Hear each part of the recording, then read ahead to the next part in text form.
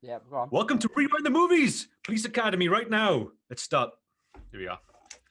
Have that. Have that, boy. That's a great intro. That's the best intro has ever been on a podcast. I thought you were going to do the theme tune then. Yeah.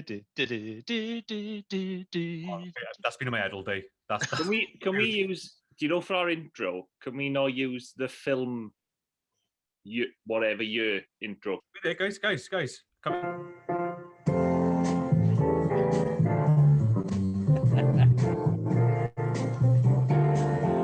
Rewind the movies. Yeah. That's the intro. Police Academy. I think I picked it. I think it was justified. We should have done something like this already. I got a funny feeling you guys are going to slate it. So I'm going to try my very, very best to defend it as much as I can. Because I watched it last night and I was looking forward to it and it didn't disappoint. I thoroughly enjoyed it. And I'll say no, it's a film, but and it's the reason we do this podcast to a certain degree. It's the memories, it's the nostalgia and everything else that came with it that I had last. I'm only going to say one thing on this podcast and then I'm leaving. See my comments for Spaceballs. But did you grow up with it though, Prog? Did you watch of course I did. Yeah, the Police Academy films were a staple diet back in the day. It came out in 1984, and it every year after, for 6 years, there was a new film. That's how you know they though. Oh no! Don't get me wrong. They are. I will admit that, but there is a charm. I think, at least for the first three. He's only defending it because his dad's in it, though. Let's be fair. Yeah. Barbara Smith. What? Bubba Smith. Bubba Smith. You know, Steve Guttenberg is Andrew's dad, don't you? No, I didn't until this very moment. Tell us. Have you not heard this story, Anne? Oh, come on, Anne. Wheel it come out. on, yeah, No, come on. You must have heard this story, Ad. Oh well, the viewers haven't heard it, have they? So Well, they have. We've only got 4 viewers. They've definitely heard it for 3 times. Every time before. Steve Gutenberg comes up, the story comes out. Come on, Anne, tell us again, man. All right. The short version is, I worked for a company and we had a Christmas party. And we had to bring in baby pictures of ourselves. I didn't have access to pictures at the time. They were in my mum's house. I couldn't physically get there and get a copy of them. So I just went on the internet, saved a JPEG of Steve Guttenberg from 3 Men and a Baby holding a baby, and submitted that as my my baby submission.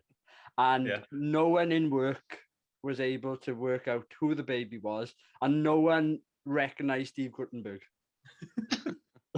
That's the worst thing about it. I thought you were going to say when everyone guessed that was you immediately. No. Speaking of which, he's looking good in this film, mind. We've seen the scene where he's got a towel wrapped around him. Oh, that body. Yeah, he's back. He was doing some drills, wasn't he? Before he was doing something like when he's wearing his tank tops and stuff. He had his his muscles out. Like, good for him. So I loved the series as a kid, and I probably watched, I don't know, maybe 2 or 3 the most out of the series, but or I enjoyed them the most. But I had a copy of number 5, Miami, on VHS, and I used to watch that over and over again. And that one isn't a great film, but it's funny. Like, you watch some of these films when you're a kid, and because you have access to them, and because you don't have access to many other films, you just keep watching them over and over again. So that's probably my lasting memory of it. The other one then is, and I'm sure one of you would have mentioned it if I hadn't, we had a housemate in university that we all had DVDs and VHSs that we brought to the household.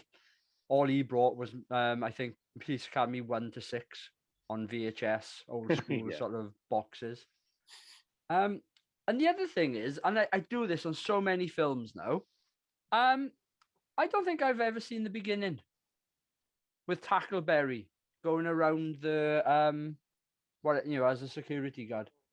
I'd definitely forgotten that. So I only ever remember it from when Mahoney comes into the police station. Oh, so you missed the car parking scene then? Yeah, but I've got some vague recollection of him being on side, in the Yeah. car when he's on two wheels. So I must have seen it before. I just maybe totally forgot. Come on then, Prog. What's your lasting memories of it? Well, this film in particular, I think I only watched it once or twice. I'm the same as you. I watched one of the sequels more than the others, and unfortunately, the one I watched the most was Police Academy 5. I must have watched that, I don't know, I would say in the teens. You have a copy of it? Yeah, I taped it off television. So like you, it was just a hand, wasn't it? So you like stick it on. I would like to know, right, with these films, how many people would actually rewatch these films now, given the plethora of films they got at their disposal? Yeah. I don't I think wouldn't there have would be put it that on many. if it hadn't been for the podcast. No, there was no way I was ever going to watch a Police Academy film again. But I'd now watch it again. Now there's every chance that we're going to go through all 7 of them. I'd watch it again if it was already on TV and I was knocking about, not really doing anything. When you just have it on in the background. I'll say now, after rewatching it this time, I'm never watching it again. What about you, Ev? Yeah, like you both. We had this taped off the TV, and it was my grandma again. Like I said in previous episodes, with her extensive video library bookcase, 5 for £1 tapes that you get down the market. She had 1 to 6 taped, and I watched 3, 4, and 5 the most when I was growing up. So this one, it was just now and again. And I don't think I was allowed to watch this often, because this was a 15 from what I can remember, and the rest were from 3 onwards. I think it was PGs. It had an R rating in America. And I was trying to work out why. I know there's some boobs in it. I said maybe it's something to do with guns. Maybe it's something to do with Tackleberry saying arsehole. That's the only swear word he says. There is some casual racism in it as well. Oh, casual? I say casual, yeah. There's racism, there's homophobia, there's sexism. 100%. It's 80s, like wrapped up in a 90-minute film. The problem with it then, though, is it was played for laughs, wasn't it? Yeah. Mm. Well, the one guy is a bad guy, and the one racist, he is one of the bad guys, I guess. But then the film doesn't really punish him at all for it. Not really, no. You know what I mean? So my defense kind of breaks down a bit there. No, I understand what you're saying, though. He's not a character we're meant to be supporting or liking, is he? Because I forgot, he doesn't say the ultimate racial slur, but he says another one to that woman, doesn't he? Yeah. And but then Hightower gets sacked for jumping in and being fuming. Is a bit like, come on, mate, they should both get sacked. If you're gonna sack Hightower, you have to sack the other one as well. It's a bit harsh, you know what I mean? It was a bit weird, that bit was. Yeah, but it would be played differently today, wouldn't it? Yeah, but just really quick though, this one though is weird though. The memories I've got for this one though was more for the cartoon series for myself. Does anyone remember the cartoon series of this? Yeah. I got watch it briefly. I got a little. I found I just put a link in you now if you interested. That's a link to the actual video cover of the one I used to have when I was a kid. But I used to love the cartoon of this loads when I was younger. And I'd seen the films when I was younger, but I can't remember which one I'd seen. But I know I'd seen the ones with Bobcat Goldthwait playing Zed. I know I've seen those ones when I was a kid because I liked that character. But he doesn't become. I think he's in the second one, isn't he? As a criminal, yeah. He comes in as a police officer in the third one. Yeah, but I've definitely seen the first one before because when I was watching, I remember there's bits of it I remember. I was watching going, yeah, I know what's going to happen, but it's one of those ones because there's so many of them. They've all just blurred into one, and the only true memory of the franchise I have is the cartoon series. I used to watch that tape all the time when I was a kid. I used to love the cartoon of it. But So yeah, those are my memories. So before you guys start slating it, let's talking about some of the good things. Favorite aspect. I'm looking at Prog. Give me something, Prog. Kim Cattrall. She's my second favorite Kim Cattrall film. This is. No way. Yeah. Well, is Mannequin the top? Mannequin number one. No. Little No. Big Trouble in Little China. How dare Oh, you? I What forgot the she was hell in is it. Gracie Law doing here? She must have been in something better than like this. She for may you. have been, mate, but I. All I the steps refuse to believe that this is her second best film. No, she was in Star Trek 4. No, Star Trek 6. Oh, 6 was it? Sorry, Yeah. my mistake. Get it right, Prog. Come on, no. And she was in Porky's. I'm looking at her older 80 sort of filmography now. But yeah, she was in Star Trek 6. That's the one that immediately sprung to mind when we talked about her. Yeah. Obviously, Mannequin as well, which I haven't seen since, because I wasn't on that podcast. I haven't seen that for donkey's years. Yeah, don't bother. Yeah. Only see it for Kim Cattrall and W.G. Bailey. Do you know what, right? Porky's is a shout in it, because I remember Porky's from when I was younger. How do you reckon that would stack up today now if we all watch Porky's? Because I thought that was pretty cool when I was younger, Porky's. I don't think it'll stack up at all. Because it's like 18 rated. I remember having it on videotape and be like, yeah, got this 18 rated comedy tape, but yeah, Porky's. I'm thinking it was really cool. But I reckon if we watch it now, I reckon it would be quite problematic if we watched it now. Yeah. The poster's problematic. I think that's part of the reason for doing these films as well, though, isn't it? Because it's a different age now, and a lot of the stuff that goes on or went on in the films back then, they were played for different reasons than they would be today. Yeah. They would have different outcomes or make you feel a different way, wouldn't they? Yeah. But going back to good points, I'll also say G.W. Bailey. Yes. Or W.G. Bailey, isn't it? G.W. Bailey. I thought he was dead, but I looked him up and he's still alive. I don't know why, but I thought he passed away.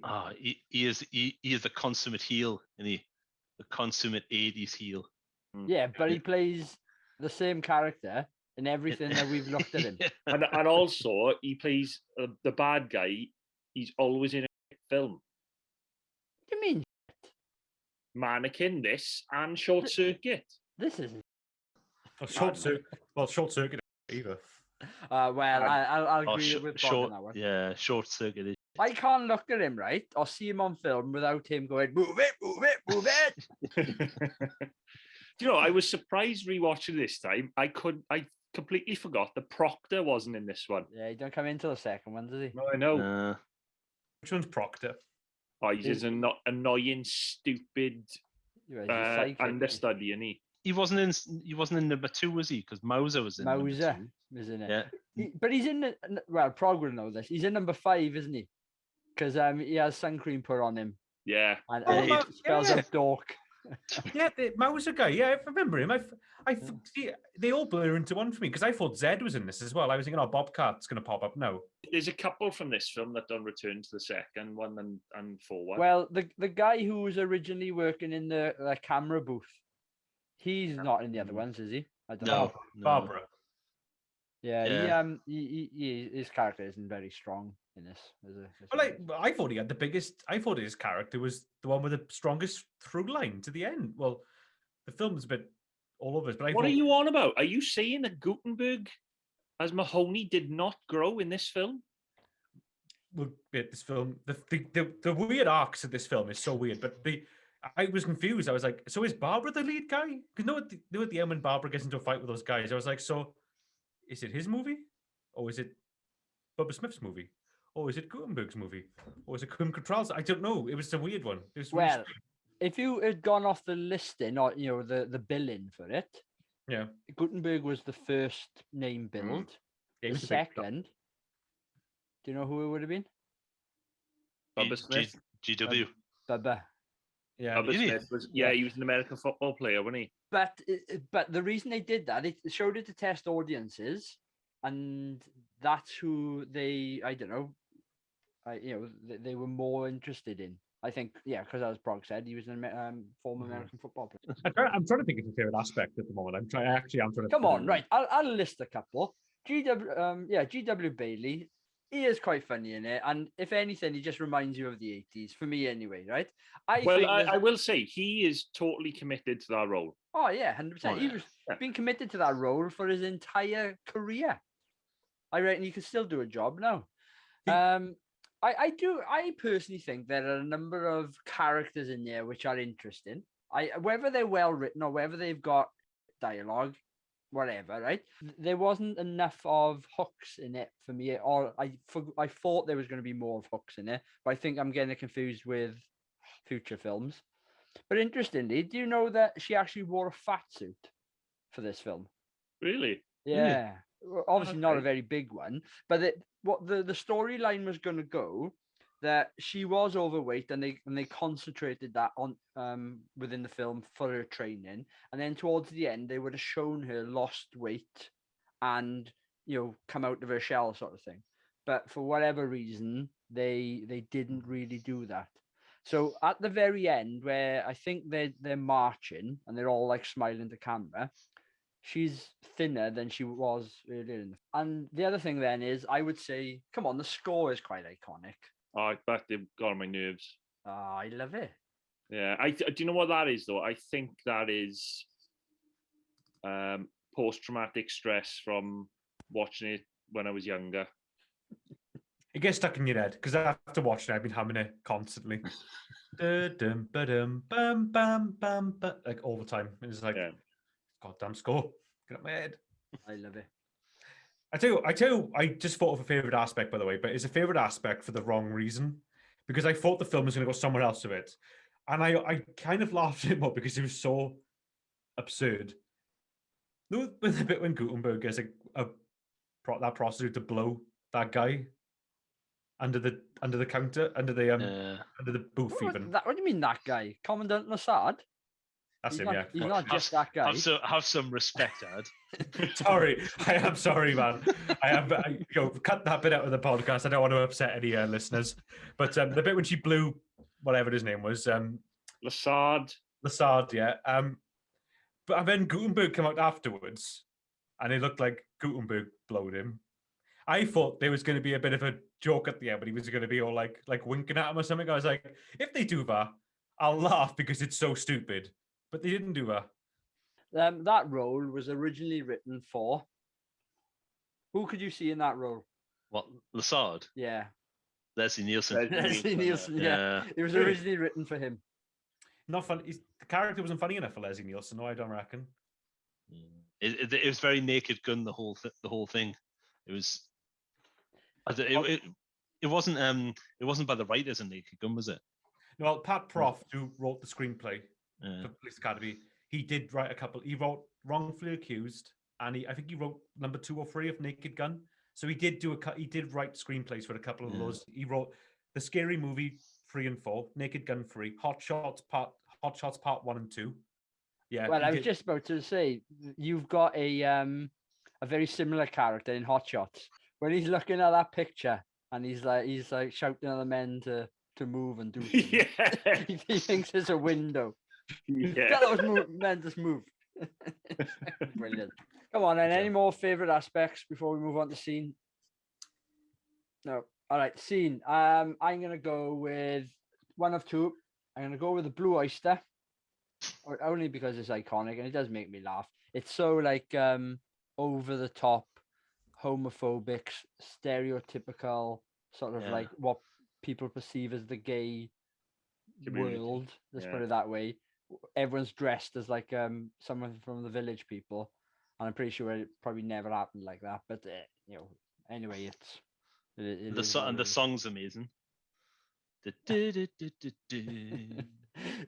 where they pan to the end scene, and you got the one guy who's like crying to himself, being danced around, and the other guy's just falling asleep. The other cop has fallen asleep on that other guy's shoulder. I did smile when the dancing started, when the one guy's just flinging him around. And there's the follow-up scene, isn't there? Like, was there a party? Yes. And what happened to the party? Dancing. Lots of dancing. What was your other favourite scene, then? With them stealing the car, Hightower. With the bit where he rips the seat out and they have to sit in the back, and and then all of a sudden it pans to him, and it's over the top again, but it just made me laugh. No, It's like so stupid. yeah, no, it is. Oh, it's But- ridiculous. They're supposed to be becoming police officers and they steal a car. But he's going down the street and he's like, "Wee!" He really gets the hang of it. But you know, Awful, again, they're awful just stuff. two scenes that made me laugh. That's not the problem that the cops are stealing the car. It's the fact that he has until the next day to learn to drive, and he's only asking for help that night at like 10 o'clock at night. It's like, what the fuck are you playing at, Bubba Smith or Hightower? What's going on there? When you, if it was a week ago or something, you know what I mean? But he says he hasn't driven since he was 12. I know. 12. Come on, what other scenes have people got? The horse box thing, which I quite like, where he goes like straight in the horse's arse, and like the day later that day or the day after, he says, "Oh, you didn't tell anyone, not a soul," and everyone's like cracking up, like, you know, trying on. I'm surprised you didn't laugh at that. No, I didn't like that scene at all. It's one of my changes. That scene, Really? only because I just think it's a bit. Terrible. It wasn't like it. It wasn't the fact that he goes into it. It's the fact that that Mahoney clearly tells everyone, and he's just everyone's everyone's trying to keep quiet. And I just thought the bit where he clearly supposedly like his head's up the horse's ass is a little bit far fetched. I know the rest of the film is quite far fetched, but it just takes it out a little bit. Do you think there's potentially too many characters in there, and Absolutely. and they're not given enough then because they're trying to cram so many in? Well, Like- one of my biggest changes. Are we getting into that? Yeah, now? start changes. Yeah. One of my biggest changes is with Lavelle Jones.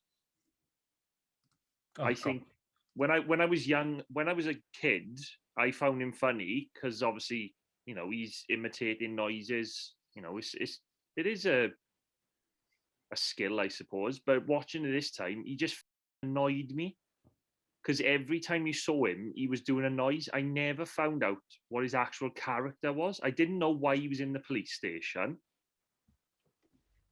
There was no depth or growth to that character at all.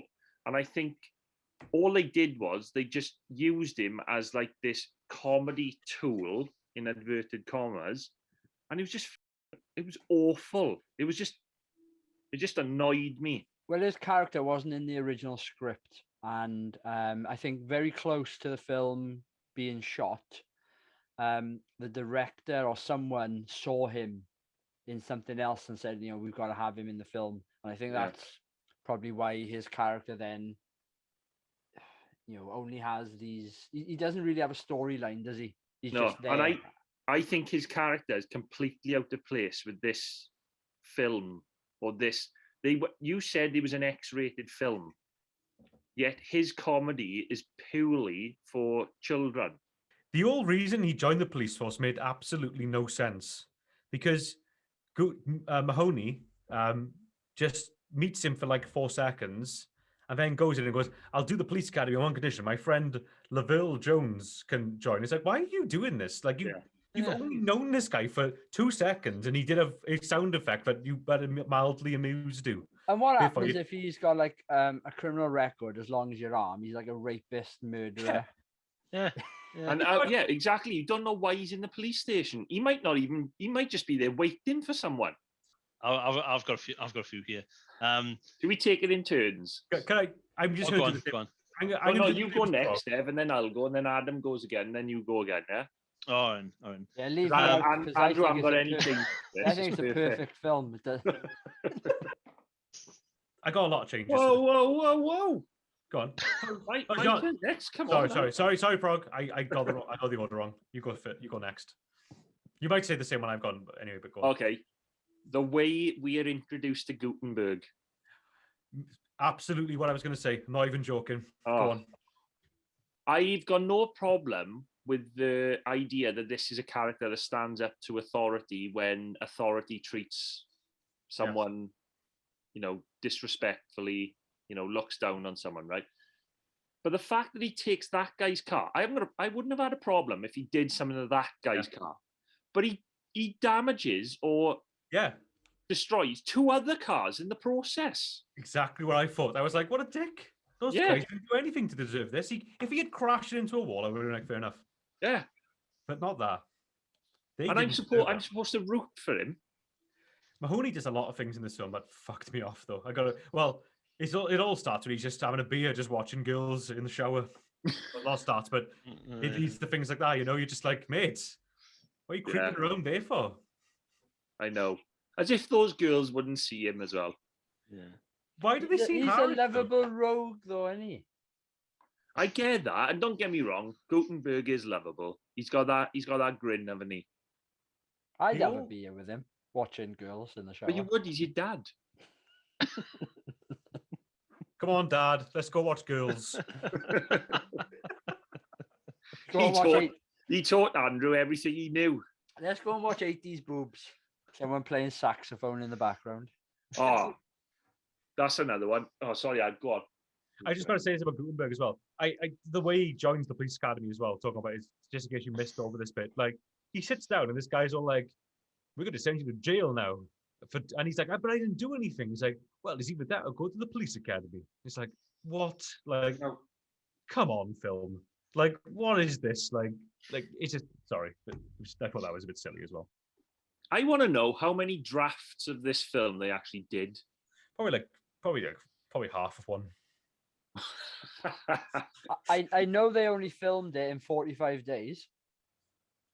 It's not the time that doesn't concern me. You can get a film done in less than that and it be good. The problem is the script is bad. It's just bad. Because when you look at spoof films, I think this was intended to be a spoof film, wasn't it? No, I think it was. I think the story goes because I did a bit of reading trivia earlier. Okay, go on. They were filmed The Right Stuff. Remember that film, Well, The Right?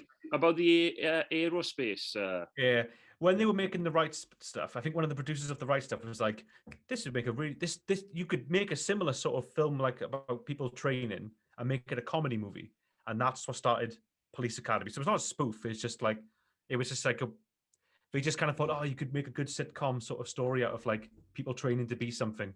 Oh, right. Because I took it as a spoof because of the way the comedy is delivered, the way it's written. Like you said before, it's vignettes more than anything else, isn't it? And that's why I have an issue with like the horse scene, because I think it pushes it too far towards spoof. And there's probably there was more than one or two, but there's a few examples of it pushing it a bit too far.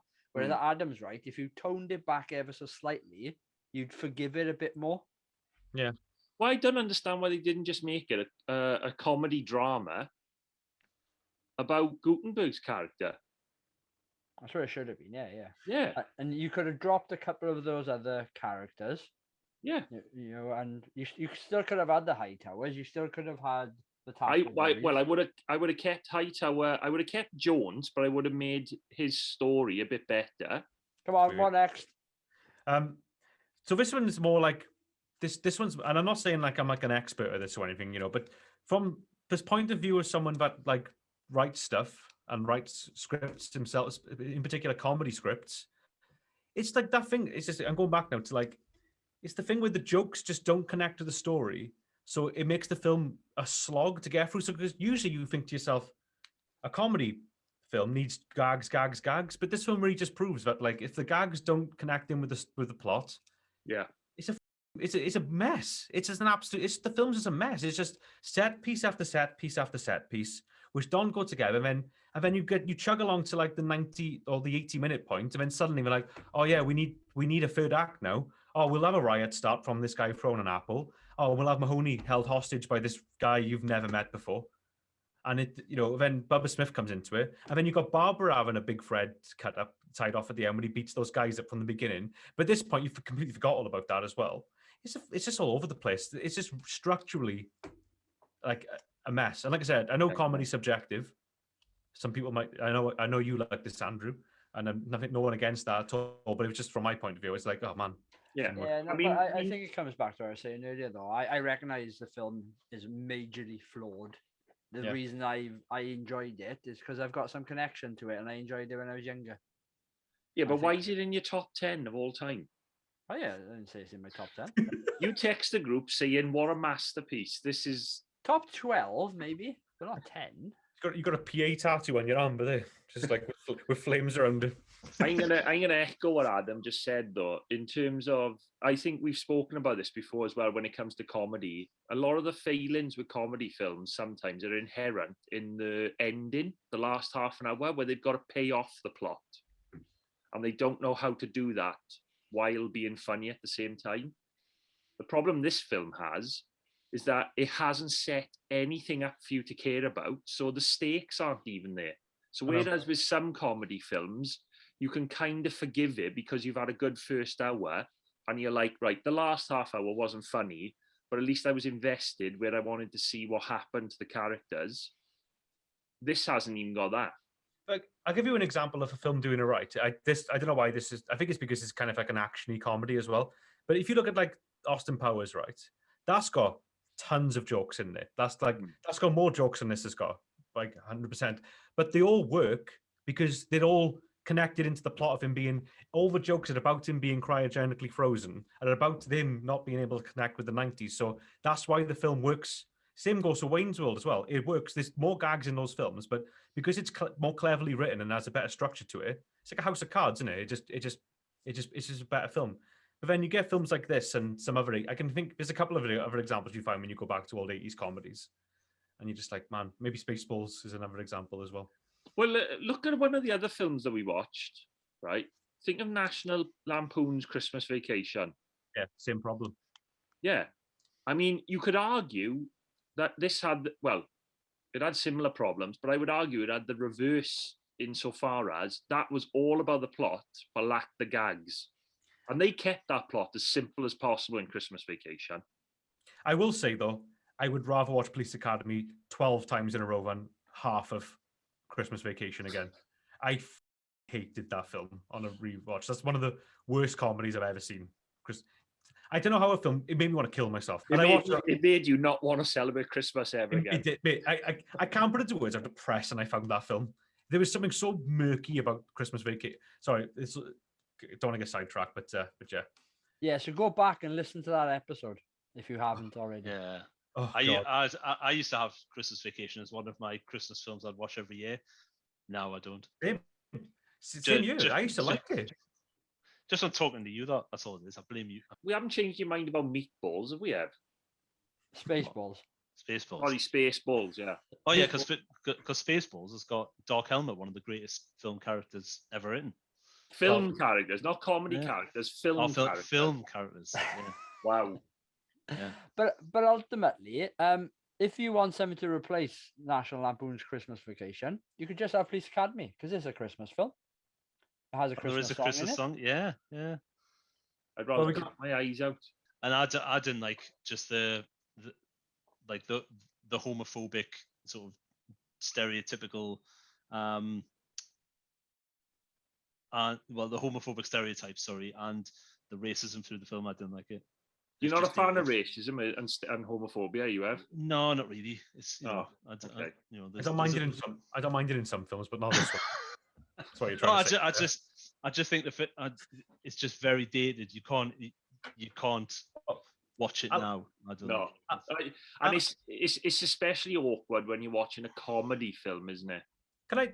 That's where it becomes awkward. If you're watching a drama or a thriller or something, if there is homophobic remarks or racist remarks or something, or those kind of undercurrents within the film to some of the characters, all it does is change your opinion of the character or the tone of certain scene. If it's in a comedy, you're just not gonna laugh at all, and that's the point of a comedy. So, last couple of facts: the budget was 4.5 million. They returned 150. So no wonder they decided to do a second and a third and a fourth and a fifth. The director is actually in the film. You probably wouldn't have recognized him, but he is the angry car driver that Hightower goes into the back of when he's learning to drive. And the only reason he was in the film is because the actor they were originally going to have in that scene was drunk in his trailer. So the director decided to do it. And then I was going to mention this in changes, but I'll mention it now. And I said this in Trading Places. I've never been to a party where people just get topless. No. So Unfortunately, not even in uni. no. So yeah, like I said, I mentioned it when we watched Trading Places, and it was another one that stood out. It's just like, why have I never been invited to these parties? Especially 80s parties, but anyway. All right. Ev, would you recommend? No. Prague, Sorry, but no. Ad? I think he's gone. Can I just speak for Adam and Yeah. say he wouldn't Ad? No. Well, I would recommend, but there's some caveats. I wouldn't recommend it to anyone who's never seen a Police Academy film before. But if you grew up in the 80s and you like the, that sort of like type of movie, yes, watch it. Or if you hadn't seen it in years, I'd say at least revisit it and get an opinion on it. But I personally think, yeah, give it a try. Ev, have you got a question for me? Oh yeah. Good shout. I forgot about that. Which is better, this or Spaceballs? You know what, but I'm gonna give you Spaceballs. Yes. Get in. Get in. I always knew. I always knew you'd do that. Always. just for Darth Helmet. It's always comedies, though, isn't it, guys, that we Yeah. have, the biggest sort of opinions on. Do you think it's comedies in general don't seem to be the ones that are Do you think it's because aging well? do you think it's because sense of humors have changed? Yeah, no, I think that humor, especially with spoof type films, definitely doesn't age well.